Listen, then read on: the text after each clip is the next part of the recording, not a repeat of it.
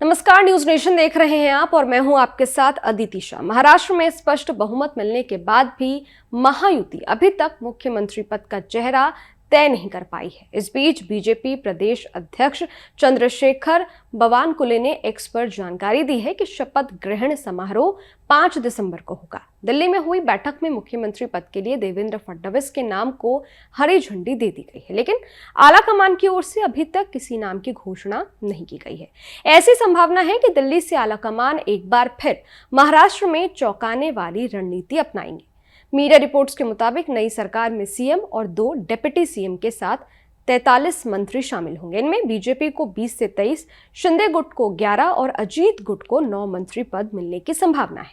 इससे पहले शिंदे सरकार में 28 मंत्री थे और शिंदे के पास सबसे ज्यादा 11, बीजेपी के पास 9 और अजीत पवार गुट के पास 8 मंत्री थे। इस समय बीजेपी विधायकों की संख्या ज्यादा होने से मंत्रियों की संख्या भी बढ़ेगी, जाहिर सी बात है। इसके अलावा नाराज एकनाथ शिंदे को मनाने के लिए बीजेपी ने उन्हें केंद्र में एक मंत्री पद ऑफर किया है।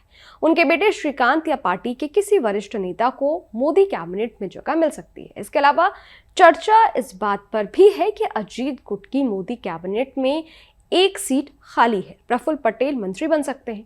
हालांकि अजीत पवार ने ऐलान करते हुए कहा है कि महाराष्ट्र में सीएम बीजेपी से ही होगा। यह फैसला दिल्ली में महायुति की बैठक में लिया गया। शिवसेना और एनसीपी के डिप्टी सीएम होंगे। उन्होंने ये भी कहा है कि यह पहली बार नहीं है कि सरकार बनने में देरी हुई है। 1999 में सरकार गठन में 1 महीने का समय लगा था।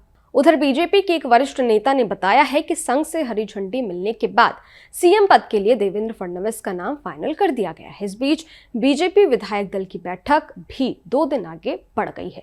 सूत्रों के मुताबिक 1 दिसंबर को होने वाली बैठक अब 3 दिसंबर को होगी। इस दिन दिल्ली से 2 ऑब्जर्वर मुंबई आएंगे और विधायकों से चर्चा के बाद आधिकारिक रूप से सीएम फेस अनाउंस किया जाएगा। सूत्रों के मुताबिक एकनाथ शिंदे डिप्टी सीएम का पद लेने को तैयार हैं, लेकिन गृह मंत्रालय पर अड़े हुए हैं। 29 नवंबर को शिंदे दिल्ली में गृह मंत्री अमित शाह से मुलाकात के बाद मुंबई लौटे और सभी कार्यक्रम रद्द कर अपने गांव सतारा निकल गए। गांव में उनकी तबीयत खराब हो गई। मुंबई से डॉक्टरों की टीम वहां पहुंची है।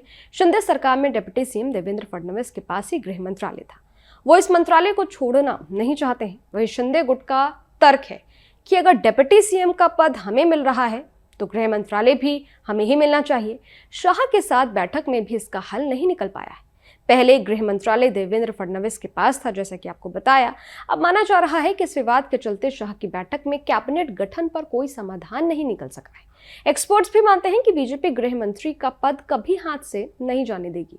सूत्रों के मुताबिक शाह से चर्चा के बाद भी विभागों को लेकर गठबंधन में खींचतान मची हुई है। बीजेपी गृह, राजस्व, उच्च शिक्षा, कानून, ऊर्जा, ग्रामीण विकास अपने पास रखना चाहती है। उन्होंने शिवसेना को हेल्थ, शहरी विकास, सार्वजनिक कार्य, उद्योग ऑफर किया है। वहीं एनसीपी अजीत गुट को वित्त, योजना, सहयोग, कृषि जैसे विभाग देने की पेशकश भी की गई है। बता दें कि 28 नवंबर को एकनाथ शिंदे, देवेंद्र फडणवीस और अजीत पवार ने दिल्ली में करीब 2.5 घंटे तक गृह मंत्री अमित शाह और बीजेपी अध्यक्ष जेपी नड्डा के साथ मीटिंग की।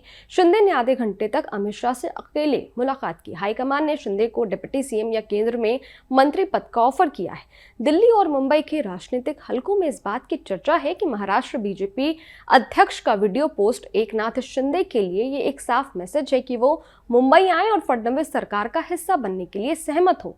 सूत्रों की माने तो दिल्ली में बीजेपी के शीर्ष नेतृत्व के साथ विचार विमर्श के दौरान एकनाथ शिंदे ने मुद्दा उठाया था कि 2.5 साल महायुति सरकार के सीएम के तौर पर काम किया है।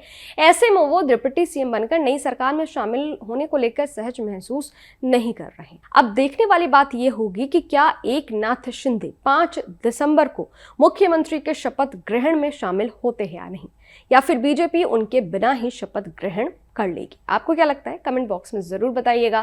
बाकी देश और दुनिया की तमाम खबरों के लिए देखते रहिए न्यूज नेशन, मेरे यानी अदिति शाह के साथ। शुक्रिया। न्यूज नेशन अब व्हाट्सएप पर खबरों की ताजा अपडेट के लिए न्यूज नेशन के इस QR कोड को स्कैन करें।